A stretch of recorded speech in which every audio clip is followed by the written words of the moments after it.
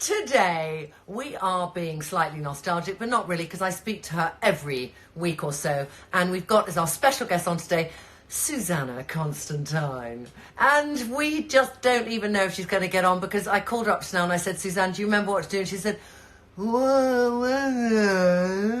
Anyway, she's going to damn well do it. She's now, Lisa Faulkner sent a request to be live. Lisa, I'd love to, but the thing is, Susanna is going to be in on it, and we could love to get you in on things too. But let's just hope. Susanna, now what you've got to do if you're watching me, darling, is request to be in the live.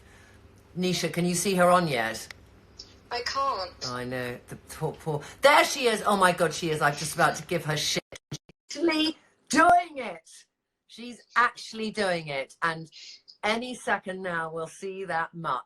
I'm here. I know exactly what to do. How dare you doubt my technological genius? Oh, darling, your technological genius is what's kept us so intimate all these goddamn years, really. Exactly. Should we start the conversation about your technical genius? Oh, Actually, okay. Can we start the conversation about Steen and the telephone situation? Steen and the telephone situation. Yeah. So when Susanna and I stopped doing what not to wear in England, we went off on travels abroad to countries very far away where the phone bill was very expensive. Oh, yeah. So Steen, Susanna's husband, is very good with the money, counts every penny. So whenever Ebenezer, Susanna wants to make he's known as. Ebenezer, Jesus, Ebenezer, yes. yeah. Ebenezer. So Susanna would always be saying, Trinny, can I just borrow your phone? Calling around the world. Elton, how are you today? David, Elizabeth. And then I would get the bill. But, you know, we did things. I mean, the things we did to cover up from Steen, what you might have spent on clothing. Should we talk about that? Oh, my God. So, I mean, I'm sure some of you will have done this too. It's, you know, all about kind of hiding the bags. Something wrong with the sound. Are we getting sound, Nisha? You okay? Okay, I think everyone can. Continue, darling, yes. Okay, and you know, I'm sure you've all done it. So you bought so much stuff from Primark, but actually inside that the bag's just used to disguise something very, very expensive. And then I do this thing which is really naughty. So when I'm writing, I go down to Cornwall quite a lot. And that's where I do the most amount of my shopping. So I get everything forwarded to the address in Cornwall in my mother-in-law's name. And I get a swathe of shopping that comes in, and he's none the wiser. So if you've got a address, use that. Genius. For the amount of occasions, I mean, we've all done this, Susanna, but I do remember that Steen was mesmerized by how you got everything from Primark, and, you know, that really incredibly expensive dress, which was from Zara via a porter. You know, Yeah, it's like, exactly. And then can we just talk also, darling, about your love and dedication about looking after your clothes? Yeah. Okay. My eternal. There was a moment when you had a flood recently, wasn't there? Well, no, we've never flooded down there, but it's permanently damp, although it has now been damp-proof. But Trinny, when we moved here to Sussex, we got these cellars under the footprint of the house, and Trinny said, I want to come and see where all your clothes are. And so they were down in the cellar because we weren't kind of making TV anymore. And I, you know, now that we don't make TV, I permanently look like a total slob. You do. Anyway, so all these beautiful clothes are down there, and Trinny literally has to wade through frogs that are jumping around in the damp, and there's kind of, you know, mold down the side of the walls, and then this flurry of moths came out. And the poor thing really had a heart attack. I mean, it's like, because these are cherished things that I'd kind of suggested you buy, or you had, you know, made the decision to buy. There was an occasion, though, darling, when I think we both found our style, but before we did, when we were still doing the Telegraph, and before we did the first book, there was definitely a moment, and before What Not to Wear, when Susanna and I could be so goddamn clueless when shopping. And the time that most happened, I think, was when you and I would have got a paycheck, so excited after years of not getting a proper paycheck that we've been paid properly, and would go to like the Cross, or we'd go to another shop, and I would find these little strapless dresses and say, Susanna, I love this, and you'd buy it because I bought it. And then you'd find some, you know, curvy, fabulous, fitted Roland Mouret inspired dress, and you'll say, Trinny, put your raisins inside that and I would buy it because it looks so good on you. Yeah, We no, did we that were so influenced often. by each other. We did learn pretty quickly, though. We Yeah, we learned did. quickly. I remember one dress, which I actually gave you from, I think it was for some advert that, like, when we were doing the Nescafe ads, and it was a beautiful Yeah, Cellar hold on. dress. You describe it. Is she going to get it? Has she still got it? She told me she sold it. I hope she hasn't still. I'm Furious. going to see if I've still got it. And then I I'm had sure to I take the found back it the other out because I day. couldn't Hold get it on. over my boobs, and it actually looking back on it, I just can't believe that I wore that dress because everything was out and open to the public. It was a disaster, and now I wouldn't even consider wearing a strapless dress. And I You don't know what? I even had show it my last cleavage. week. Did you really? I had it last week. And I just, because I had it taken in, I didn't tell you because you'd forgotten, you know, a bit about it. So I had it taken in. Well, I might get one day when you're done with it, get it back. So I'd quite like to give it to Ezzy or Cece. By the way, you know, I know Esme, it was, yeah. my eldest daughter, well, everyone else is kind of, you know, worried and falling foul of coronavirus. Esme has to go and get mumps. No. She has to go and get She mumps. has So mumps. her face is like a chipmunk. I mean, it's just a round head, poor thing. Oh. And it was that whole MMR thing. Do you remember? And I was wondering because at the time when we had we had Lila and Cece, it was like you were advised to have the injections singularly. one at a time. And yeah. I think or maybe it was that came out with Ez, and I think maybe I missed out on the mumps. I'm not sure. Yeah. So I think it's something that really, there's so many more cases, Suze, now of kids having illnesses they needn't have had if they just had the bloody injection. But it's a very divisive thing. I wanted to get very divisive. And I won't go there because last night we talked about sex with Erica Schwartz and it became a very heated conversation, but it was fun, but very heated because she was suggesting that men, if you're not having sex with your man or your husband, he's having sex with somebody else. It was like, really? Yeah, it was a tough one. But we won't open that Pandora's box again. Okay, well, luckily Steen can't be having sex with someone else. Why? Because, you know, Right, darling. Oh my goodness. I know, that was so slow of me. When have I been the slowest? Not very well. No, actually, you do get. Sometimes you take a while to pick up on things. Like a joke. So a joke sometimes you don't get. Sometimes it's a bit subtle for you. University Challenge with Charles every night. Yeah, we're on series 2014. Really? I probably get about 7. Yeah, well, you see, isn't that? I mean, I watch it and I get so excited. I watch it and I think, okay, if I get 3 or more, tomorrow is going to be a good day.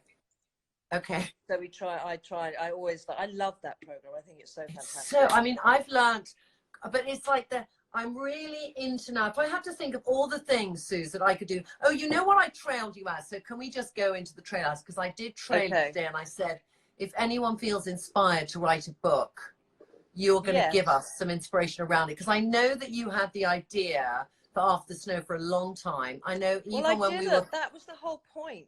You see there, she's a little bit slow on that.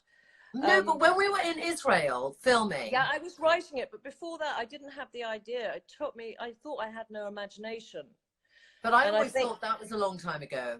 That was a long time ago, and it took me, you know, writing it bits and pieces. It took me a long time because we were so busy doing other stuff. But I never thought I could write fiction, although it's something I always wanted to do. And I went to see this amazing guy called Alan Sampson, who was head of fiction at Orion.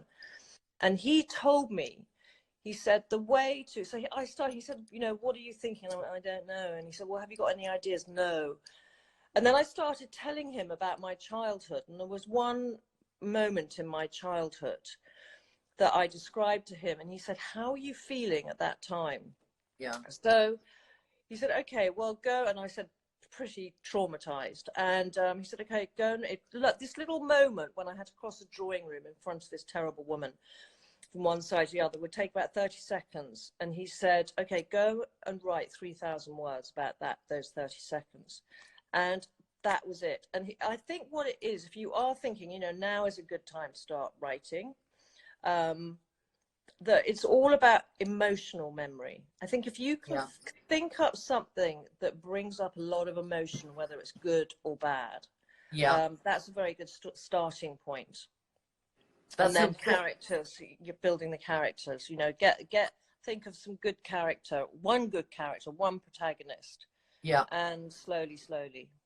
That's such good advice about making that very short moment, having to really dissect it. I think that's really great advice, because I sometimes think you think of a story, but then you don't know how to tell the story. Exactly. You know, sometimes people can think of a nice idea. Yeah, that's the hardest part, and that's what I mean, it's like when you and I were doing our books, I was terrible at building the skeleton, so the foundation, and without the foundation, you have nothing. It's the most important thing. So, and that's why we work well. So you put the skeleton down, and then I put the flesh on. Exactly. And so now I've learned to build that skeleton. So, you know, for my second book, I did every single scene. I wrote out exactly what was happening in each scene and who was in it, and I had 31 cards. So depending on how I was feeling that day, what kind of mood I was in, if I was, you know, upset or angry or frustrated or insecure or elated, I would go to the scene that matched my emotion.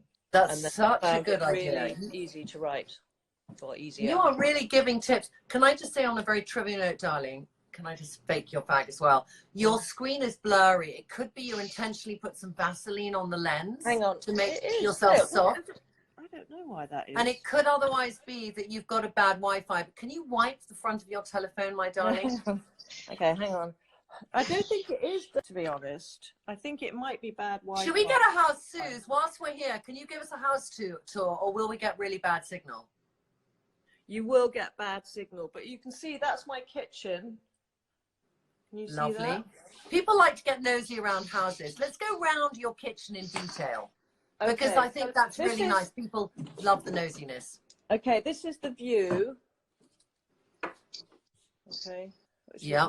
I feel very, very blessed and grateful to be here at the moment.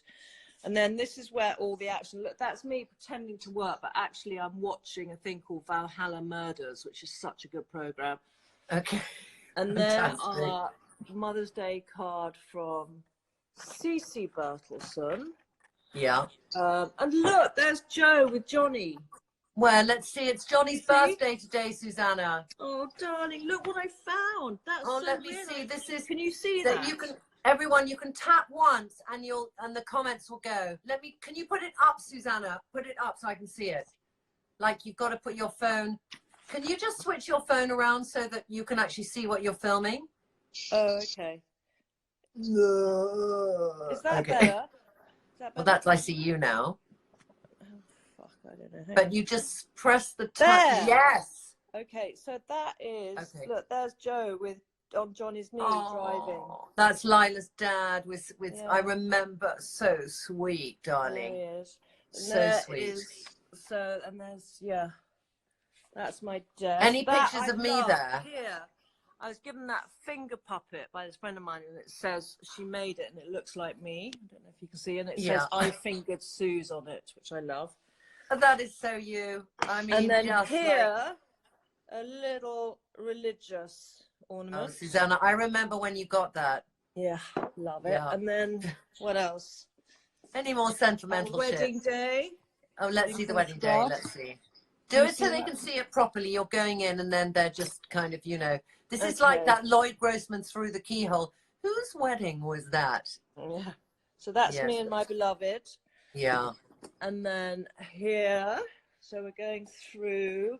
Here we have like holes in the sofa.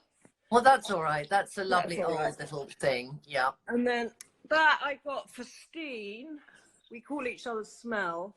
So that kind of works quite well in the kitchen. Neon lights. That's so good. What a brilliant great? Present. Where did you get that from? I think it's fantastic. I got that in Norway.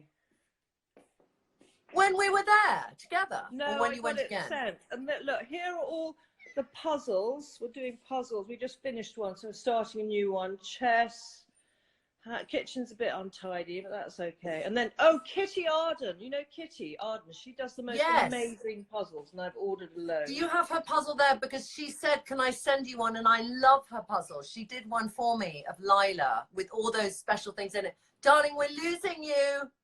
Suze, we're losing you. She now has no concept that she's walked too far. And the cellulite slapping, we can talk about that. Suze, we're losing you. Susanna, darling, here we go. Come back to Wi-Fi, darling. We lost you. Yeah, I know. I'm sorry. It's because when I go into that room, we lost you. You must check if we've lost you or not. Okay. Yeah. So that's a little tour. Stay here, darling. It's very pretty like that. Okay. That's so nice. I'll just close this so you can see better. Okay. All right. She's back. Hello. Darling, so tell me, how are you keeping yourself? Give inspiration to us we're talking a little bit about keeping the focus in the day. And you know, you're dressed. I mean, I'm staggered to see you dressed. So are you dressing every day? You getting up and washing your hair once a month? Absolutely. No, I haven't washed my hair for about 2 weeks. And I am slightly worried about all the grey coming through. I'm almost thinking of going to the bottle to dye my hair, and I'm thinking which one should I go for, Trinny? I would say you're going to be. Or you just. I always get this wrong. Okay, I always get this wrong. I think the further you go down, the darker the hair, and the lighter you go up, the lighter the hair. So if like a 3 would be really dark brown, and like a 10 would be peroxide blonde. I don't know what you're talking about. Hair dye. It's numbered. No, but if I want to buy a bottle like L'Oreal, I know, because you have to think. Do you have a hairdresser? Yeah, of course I do, but no. Do you have a hairdresser? I can't see her, and I'm going grey. But can you call her and say, what color, what number do you use to dye my hair? Yeah, no, I can. Well, no, okay, so you call her. You call her, darling. You can order professional color. So what we could do together is you order it, and you have to order the thing that is the processor as well. So you order the dye. She'll give you the number and the processor, the amount of peroxide mix. Don't get the wrong amount, or your hair will fall out. Then you get this little brush thing, and you just put it like this, like she would do. You know, slicing your hair. I did it. I did it. Look. Yeah, no, I can tell. Thanks, cunt. You know, I called you. You know, I happened to be on Australian TV. I don't know if I told you this. So I went to Australia in November, and I was doing this show called The Project, which is like a big show. And I came on, and they were joyous. There were 3 main interviewers, and this guy said, "Hi, Trinny, do you speak to Susanna?" And I said, "Is that an all right accent?" Yes, okay. And I said, "Yeah, I do. I do." From, I said, "We text each other." And he said, "Do you have any nicknames for each other?" And I said, "Yeah, we do." I text, and then I thought I had spelt it out. You know, I said, we do, CUNTY, cunty, cunty. And he went, "Trinny, I know you meant to say country there and nothing else." It was literally in the Melbourne Times or whatever the newspaper is the next day, Trinny blasphemizes on Australian television. My goodness. I know. I don't think they'd heard that word on Australian telly. I shouldn't think they have ever. So filling days. So I get up in the morning. I get up same time, get up early, make sure kids get up early as well-ish. Yeah. It's quite nice to have that time without them around. I'm spending my life life cooking. What's CC doing about the GCSE situation? Because I'm worried. I don't know how many other people. Thank you, Catherine, for the accident. The top is me and M, by the way. How many people? I haven't got the full information, and I know that CC worked really hard on her GCSE. I mean, we were today, and I did a Zoom with a parent this morning, and it's very unclear. And that, to be honest, CC's school, they're piling so much work on them, which seems to be unnecessary. What, even now we've broken up? even now they've broken up, all this stuff they've got to do, which is over and above what they've done for their GCSEs or need to do for their GCSEs. Really? So, but she's kind of, I just said, look, take your foot off the gas for a bit, because if it's going to be done on assessment, you're going to be fine. Yeah. Okay. Which I think it is. And then thankfully, Joe and Esme aren't a critical time. No, they're not. So Susanna's in the country, booth cockapoo. There's just people asking, where are you, darling? Oh yeah, sorry, no, I'm in West because there's lots of questions. Yeah. And I'm wearing Emily Shima. And we've got Nisha who's hanging on, darling, here to ask us questions. Hi, Nisha. Hi, Nisha. Hi. Okay, darling, fire away the questions. Okay, firstly, before we start, everyone has been messaging to say how much they're enjoying this, and thank you so much for everything you've done. Thank you. Oh. That's nice. We love hanging out together, so it's very nice that you enjoy seeing us together. Yeah. Okay, so first question is from Lauren, who says, love you both. What's the worst outfit you've ever seen each other wear? Oh, good question. I know it immediately. Oh my God. So Okay. Susanna went with a gay friend called Eric Beautibauer, who's like the kind of Hollywood hairdresser, Hollywood florist for the stars. He has his own agent and everything. And he took her to this place in Locks Road, I think. And she came back, and I think you were pregnant or had a baby or were just getting pregnant. But you walked in, you went, Trinny, isn't this amazing? And by this stage, we had written a book. It was kind of important. Those body shape rules were still, very fresh in our mind that we created. And you were in this kind of Dennis Roussos linen tent. It's the only way I can describe it. But you were so pleased as punch. And it was even worse than that. It was like a judo outfit or karate outfit with the wide leg trousers that went straight down.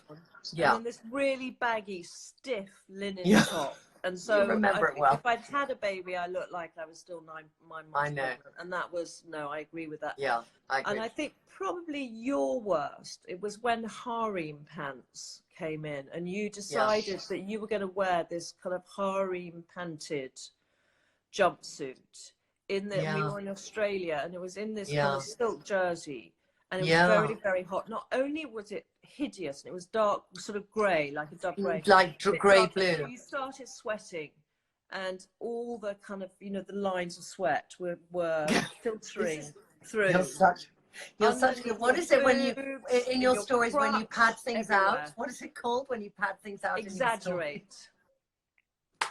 But I remember it. I remember that so well, and I love it still.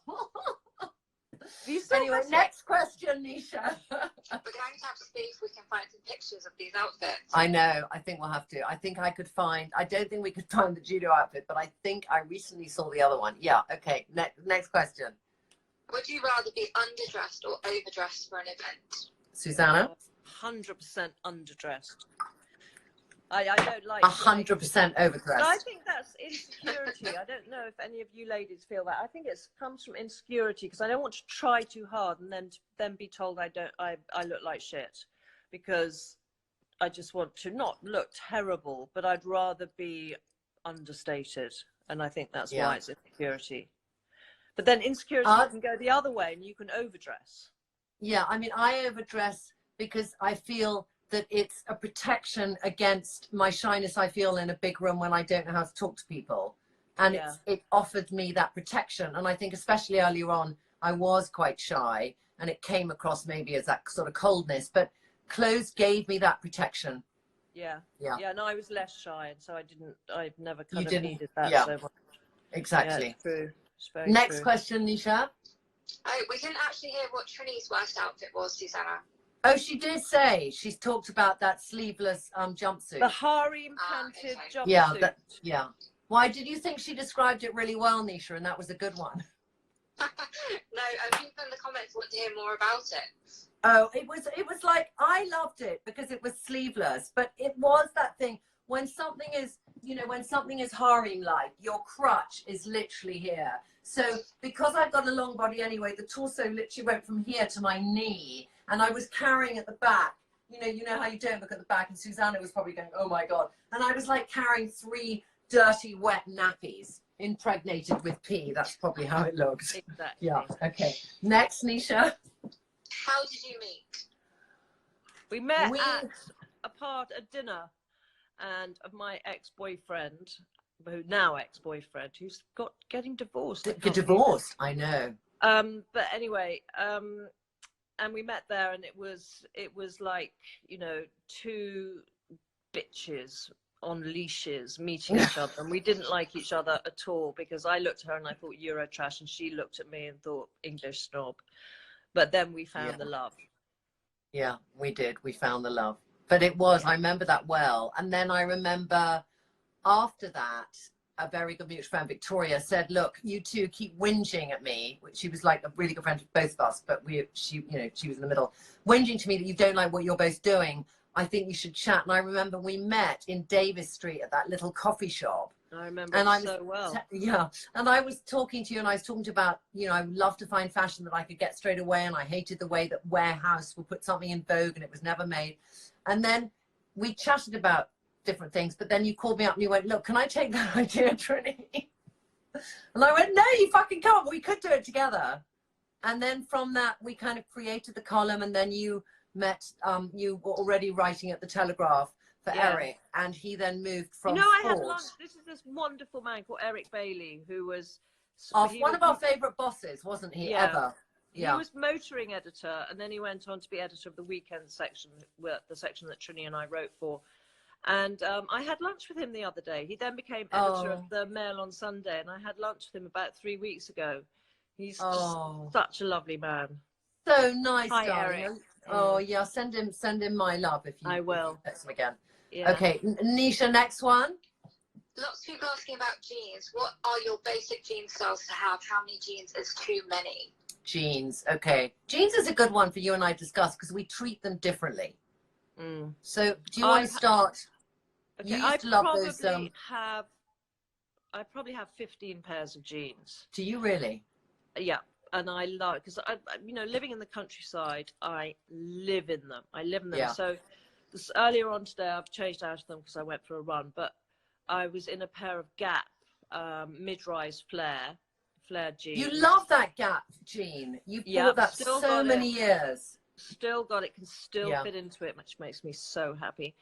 So I wear flare jeans a lot more than I do skinny jeans, because they don't make me look so top heavy, because they balance me out. But I have loads of pairs, and then I think Paige jeans are very good. I think who else did I what's it, the one Frame, excellent Frame jeans. But as a good basic jean, I think Zara do great jeans, and I think Gap do fabulous jeans for every day. So I probably have 5 pairs of jeans. So I have high-waisted Zara ones, which are really wide leg, which I love, and some very nice one from Trinny Tribe got me another pair that she found on Bestia, because I was so scared of losing them. You know, when you have an amazing jean and you know you will never find again. Yeah. She bought them for me as a gift, which was one of the nicest gifts ever. And then I have Citizens of Humanity, my cropped flare, and I have it in blue and in grey and in black. Yeah. And then I have Alice and Olivia high-waisted, really flared. That's it. So you kind of go more for a tailored cut. Yeah, I do. Denim, as opposed to a jean. But you have great legs, and I think when you have great legs, you have more jeans than if you're disproportionate. So, you know, getting jeans that fit and go up my thigh but still fit on my waist is an issue for a pear-shaped woman. But because you're a sort of, what would you now be in our book, Susanna? Let me get our books out. Okay, I'm gonna do a test on you. Oh my God! I've got such a good idea. I'm gonna test you. Okay. I got the Body Shape Bible. I'm going to test you. I haven't got many of our books here, and they're all in foreign languages. I know exactly what shape I am now. I know, but do you know is that our Polish edition? Yeah, that's a Polish edition. Yeah. Okay, so I don't know it in Polish. Okay, but what is it? I just tell you. Look at my mum. Can I just say, this is my mum when we did this. And this is so sweet because you know, Mummy came out from Corona. She's back at the old people's home. That's my mum. That's column in Portuguese. Can't see I mean, in her. Polish. That's my darling mum. Age, how old was she then, Susanna? We did this in like, when did we do this? She must have been like early 70s. I think so. This was 2009. So this was 12 years ago. And my mum is 89, 79, 76. Unbelievable. 76. And there you are with her. This is what she shouldn't wear. So any 76-year-old, this is a classic look that I think tons of grannies wear. But it's like you're looking at her, so sweet that, going, You're very good there, Susanna. That's a good look. That's her wardrobe that she should wear. Now, is that so different from today for a sort of, no, you know? It's totally timeless. And that's what was so great about our books, is they weren't. Look at Mummy there. Well, but she's always been incredibly stylish, your mum. Yeah. That's just, and look at that picture of you and her, darling, look. Oh, look, I love her. I know. Oh, bless her. I know. But you know what? It's interesting when we look at these books and we think, okay, does this still apply? I think they do. Well, I mean, age does change, and you know, changes one body's shape and how much you want to show off. So I'd never show my cleavage off in the way I used to now, because it's shocked. It's just all crepey and disgusting. Okay, I'm going to ask you to guess which section of wrong and right is this and what not to wear, and which language is it in? I can't actually see. Look, am I pregnant there? No, I do look pregnant. I know, but I think you were sticking out your tummy trying to show. I don't know, were you pregnant there? I think you just had the baby. Do you remember this one? I think we just had the baby. My stomach out. So that was like, I think that must have been print, was it? Yeah. It could have been print or it could have been. Anyways, anyone here speak Polish? Ihun ili motuwa likra. I need to get my glasses. Silka kin. I don't know what language this is.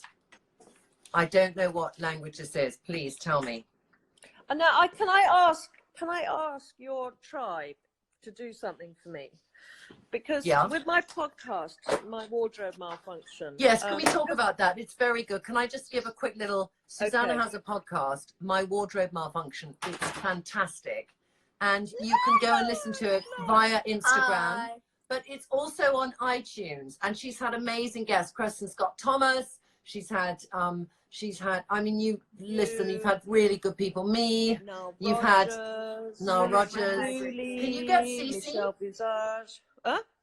Will you get Cece? Because you know what, darling, we have a shower. We have a picture here of the two of us with our babies. Do you have that picture? Of me. I'm so cute.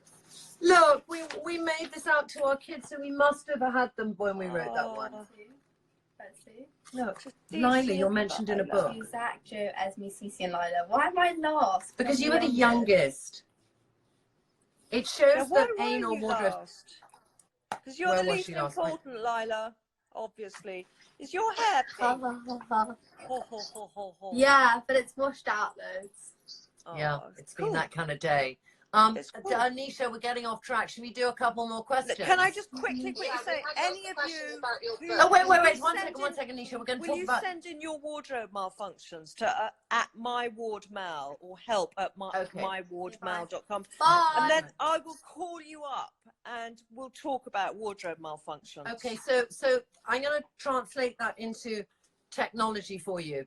You want people maybe to put it on their stories on Instagram and tag my ward mal, and it's got to be their worst outfit they ever wore. Or they can just email at help@mywardmal.com. Or you heard it there. Wardrobe malfunctions. We've had some amazing ones. Like yesterday, I spoke to this woman in South Africa she was in a hardware store, and she sat down on a table and nothing, got up. And this man came rushing up behind her, and she didn't realize that there was some form of acid on the table, and it had totally eroded her trousers, her pants, and her ass was hanging out as she was wandering around. I mean, can you? Oh my God. That's So, but it needn't be as fantastic. extreme as that. But we've all had wardrobe malfunctions. Yeah. Okay. I think that's Even brilliant, Christine darling. Scott Thomas. Yeah. Yeah. So I'll do a couple too. And I think that let's just all do it. Oh, there's somebody very sweet saying, Susanna, I babysat for you years ago with Charlotte. You were so lovely. Sam Woods. Oh, hi, Sam. Sweet. So sweet. Okay, darling. Nisha, let's do a few more questions. We got 7 more minutes, darling. Okay, so lots of people asking about how to start a business, or there's another one which says, I've always wanted to write a book, but I've never found the motivation. Do you have any tips? Okay. So earlier on, Suze was talking about motivation, Nisha, of just, you know, getting the thing of writing a scene that was very vivid to you and making 5,000 words just on that scene to get you into the thing. But any other motivational tips? Like, do you set yourself a number of words per day? Those are more tools, I think. I think it's like, think of a memory, think of a time in your life when you felt very strong emotion, and then it maybe can only need have lasted 10 seconds, or it could have been a year, and then write that up. But motivation, it's hard. The way I motivate myself is I only allow myself to listen to music now when I'm writing. And generally, especially now, because I'm starting my 3rd book, when the kids are at home, I work late at night. So I'll start writing at about 10 at night when the house is quiet and have all the lights off apart from the lights on my desk. And I plug into music and I make myself a strong espresso, and that is my time. And then I just disappear into my world. But it is, I'm sure you've heard this, that it's trying to do 1,000 words a day, which I don't at all. And the house is never cleaner when I've got a deadline, because I am procrastinating. But you've just got to do it. You just got to do it. Darling, we've got some very funny wardrobe malfunctions people are writing in, so I'm going to read some out to you, because I know that you're kind of like, and then just people saying, Christelle saying, Susanna's podcast is super. She hasn't missed one. They are brilliant. And then the long zip at the front of my skirt broke apart, so I got out of my car at a funeral and I flashed everyone. I spent my teens in crossover dresses and trousers thanks to you. Smoking Susanna, she's on a fake cigarette, everyone. She's been on it for so many years. My elastic in my off-the-shoulder 80s ball gown pinged and the top bit fell down at a posh sit-down dinner. I think a few of us have been there. That's what happened to me at Windsor, sitting next door to Prince Philip and Prince Edward, and the straps on my dress broke and I didn't realise, and my tits fell out in the soup next door to those two. You can't really beat that, can you? No. You can't really beat that. Fantastic. I can just imagine it. Dear Prince Philip. All right, Nisha, give us a couple more. Yes. What was the most challenging or memorable makeover that you did? Oh, I think we both have. I mean, I think we both have quite a few in different countries. But I always felt that, Susanna, you would get women who were so emotionally traumatized, drawn to you like a fly to ointment, and you, I think, onboarded so many women's feelings and life-threatening situations that you dealt with. And I always felt when we did a show where maybe there were 10 people in that show we were doing, you would get like 7 of those kind of women. And I would get like the practical ones, but maybe I would just get 1. But I know for me, my 2 biggest ones were a woman who was in Canberra, and she had worn black for most of her adult life. She was black, and she applied to be on the show, and I met her in that garden, botanical garden. Do you remember? And she was wearing black, and there was this scene in the show where it was not trying to replicate What Not to Wear, because this was the Australian Makeover Mission show, but there was a scene when we'd have this sort of chat together, find a quiet spot, and just, usually get undressed and look at body shapes and things, but sort of quite privately, not like the What Not to Wear mirror. But she told me that she had been she'd left Africa, and she'd had an arranged marriage to somebody who was in Geneva, and he had really beaten her up and thrown her out in the snow and stuff. But then, so the story in itself was harrowing, but then she took off her clothes and her entire back of her body was covered in somebody who'd whipped somebody. I mean, it was just like, you know, something you did not expect to see in this day and age. And what was amazing is that this was like the last bit for her. So she'd spent so long working on herself, working through it. She'd escaped with a very small child. She lived with her sister in Canberra. And the last thing for her, and from the day that she had that arranged marriage, she was so badly beaten and abused, she'd worn black. So she kind of knew that the day that she wore color was the day that she'd left her past behind her. Do you remember? So the whole thing was, you know, from that moment and getting to know her, and then she ended up going out into this group of like 3,000 women, this orange dress, and it was that celebration. So well. Yeah. And so that was like, even remembering it now, Suze, I get goosebumps exactly, because it was like this kind of fluid, sort of silky orange dress that she was wearing. And it was just amazing hair, halo. And she came alive. She came alive. And then I think another one was a girl who was in the army who was anorexic, and she'd always looked up to me. That was what not to wear. Do you remember? Was that what not to wear? Yeah, maybe. And I thought it was weirdly in Holland, but maybe it was what not to wear. And she, you know, had always felt I was thinner than her, and she put this as a thing. And I took the thing of taking a rope and letting her see my fingers didn't move, and saying, this is your thigh and this is my thigh, and this is a reality. You know, there's like, you're this. And it was just that, how can you make somebody suffering from anorexia get beyond the body dysmorphia and see them for the light day? So those two were huge for me. You had many huge ones, darling. Tell me. Yeah, because it's interesting. It's like we're talking more about the emotional makeover than the physical one, both of us. And I think that was more challenging in terms, because at the end of the day, we knew we could dress women to give them confidence, but like you say, it was about trying to open their eyes so they could see it themselves. And I mean, I remember one woman, beautiful, similar story. She looked like Sharon Stone. She's absolutely exquisite. And this was in Norway. And this is awful. She'd been gang raped at the age of 9 in a car park. And she hadn't told anyone, but it's until doing this program. And it was extraordinary. I don't know if you found this, how all these stories would come out on television. And you think that would be, how could they, the most exposing and vulnerable making place to do it, but for some reason it gave them the courage to open up. So I think, you know, I had so many like that. And then there was this girl in Danielle in Israel who had been just the most horrendous, who'd been in the army for a long time again, and had a horrendous story, and was so full of hatred of herself. I mean, real anger. She was self-harming. She almost smashed a mirror when she saw her reflection in it, and that was very difficult. So I think it was more the sort of psychological change that were the toughest. People are asking, do we have a therapist on staff? And there was that.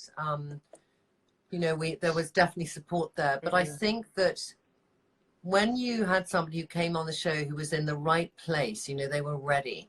And for half of the shows we had them in the UK, that you nominated people, but when we took the show internationally, it became a sort of softer show, and people nominated themselves. And I think because they were ready, and this was that, you know, thing to do. So I feel we've had some amazing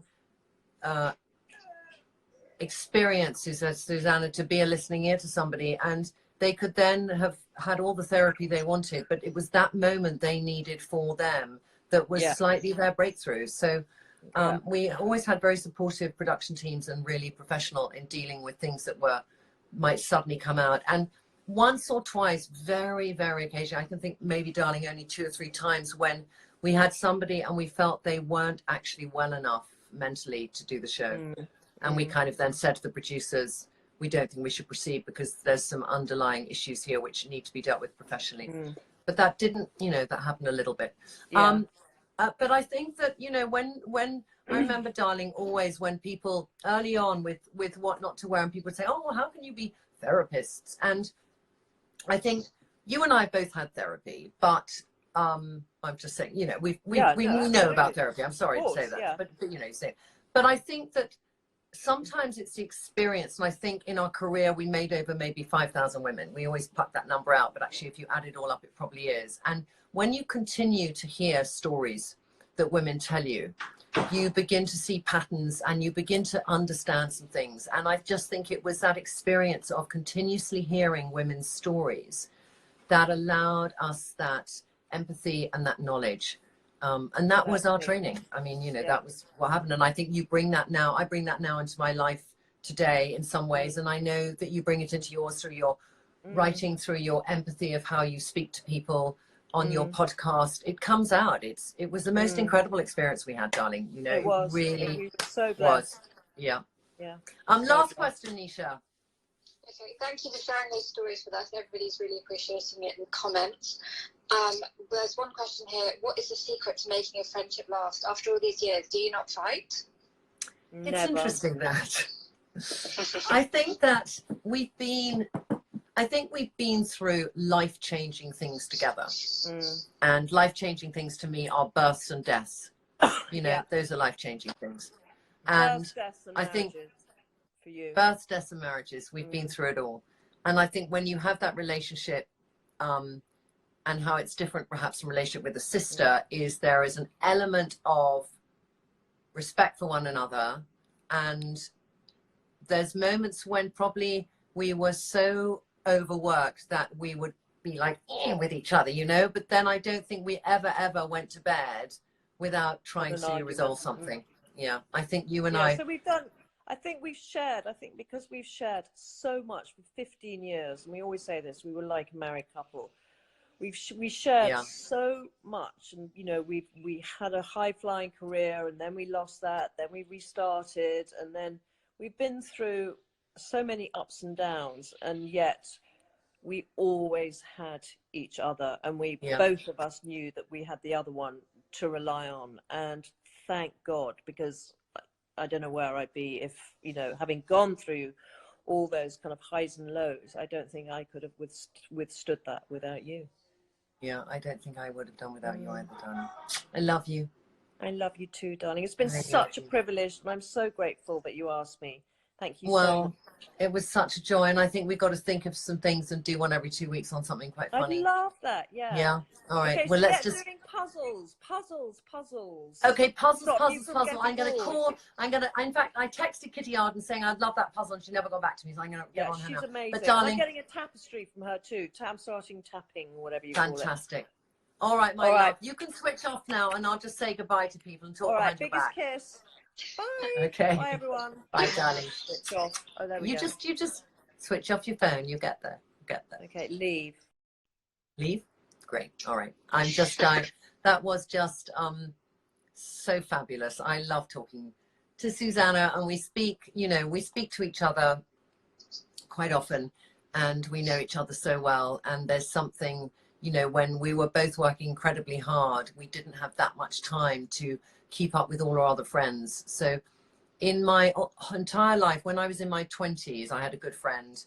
In my teens, I had a good friend, and in my 20s, I had a good friend, and both of them died. And I remember thinking after that, I'll never have just one good friend, because then if something happens to them, I've lost that whole person that I can share everything with.